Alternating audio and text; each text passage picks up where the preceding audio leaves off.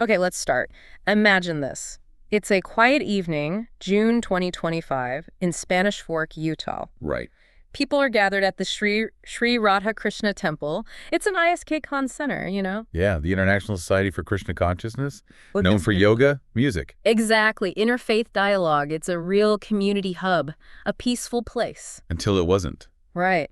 Suddenly, the sound of 20 to 30 gunshots pierces the night. It's just shocking. And incredibly miraculously, no one was actually hit. Miraculous is the word, but surveillance footage, it caught a pickup truck circling beforehand. Circling, then opening fire. Yeah, this wasn't like random kids messing around. This felt deliberate, Yeah. targeted. Absolutely. And, for the Hindu community there, this temple, it's so much more than just a building with idols. Oh, definitely. It's a spiritual anchor. It's where their culture, their traditions, their hymns, they can be visible, feel welcomed. A safe space. Yeah. Or what should be a safe space. Exactly. And one volunteer said something really powerful, that this wasn't just attacking a building, but an attack on our right to exist joyfully and visibly. That phrase, exist joyfully and visibly, it really gets to the heart of it, doesn't it? It really does. What does that actually signify for a community like this? Well, it speaks volumes, I think, about the vulnerability they feel. And what's really insightful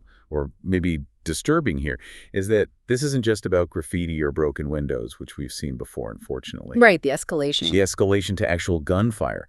That suggests a level of, well, hate and intent that goes way beyond basic vandalism. Feels like a shift. It really does. It points to this rising undercurrent of anti-Hindu sentiment, specifically targeting these very visible places of worship. So today, let's really get into the details of this incident, the emotional fallout, and this wider pattern that often doesn't get enough attention. Okay, so the Utah County Sheriff's Office, they did act quickly. They opened a hate crime investigation right away. Collected shell casings, started looking into it. And the temple, understandably, they've had to ramp up security. We're talking brighter lights, new fences. Even overnight guards, I understand. Yeah. But despite all that, weeks have passed. And still, no arrests. And that silence, as you said, it feels incredibly loud to the community. It really does. And it's not just Utah where this silence is felt. No. Unfortunately, this echoes a disturbing pattern we're seeing nationally, even internationally. This isn't happening in a vacuum. Not at all. Yeah. I mean, just look at the past year or so. You had a BAPS temple, that's another major Hindu denomination. Right, in Chino Hills, California. Defaced with anti-Hindu graffiti, some referencing the Khalistan movement, that separatist cause. Okay. Then temples vandalized in Newark, New Jersey, in Sacramento. Mm. And we're seeing a definite uptick in attacks against Hindu places in Canada, too. Wow. So it's widespread. It is. And it brings up a really important question. Why? Why do these attacks on Hindu spaces seem to be so often underreported or maybe downplayed? Yeah, where's the kind of national outrage we sometimes see for attacks on other religious groups? Exactly. And that lack of widespread attention, that feeling of being ignored, it's like a second wound, some people have put it. A second wound. That's a very striking way to describe it. Adds insult to injury, really. It does. So, given this pattern, this underreporting issue, what needs to change? What are the systemic fixes needed here? Well, look, several things need to happen, realistically. First, law enforcement. They need to act decisively on hate crime investigations, yes, but also communicate clearly and transparently with the communities. Keep people informed, build trust. Right. Second, the media has a huge role. These stories need proper coverage, not just a quick mention or a hashtag. They deserve headlines. Bring it out of the shadows. Precisely. Third, the temples themselves need practical support. Maybe grants for better security, better systems for reporting threats. Many are community funded.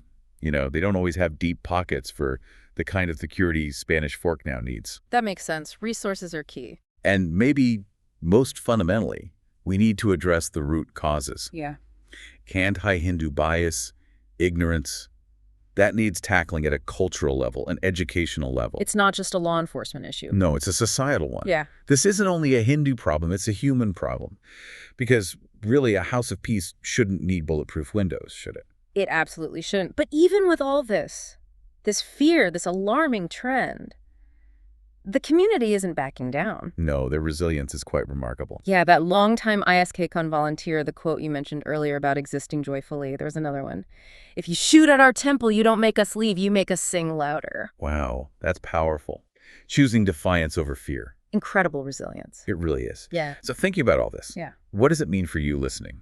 We live in an age, let's be honest, where polarization seems to be growing, extremism feels emboldened. Yeah, it's a tense time. It is. Mm-hmm. And in times like these, standing in solidarity with communities like the one in Spanish Fork, these quiet, peaceful communities, it's not just a nice thing to do. It's not just kindness. It's more fundamental than that. I think it's an act of justice.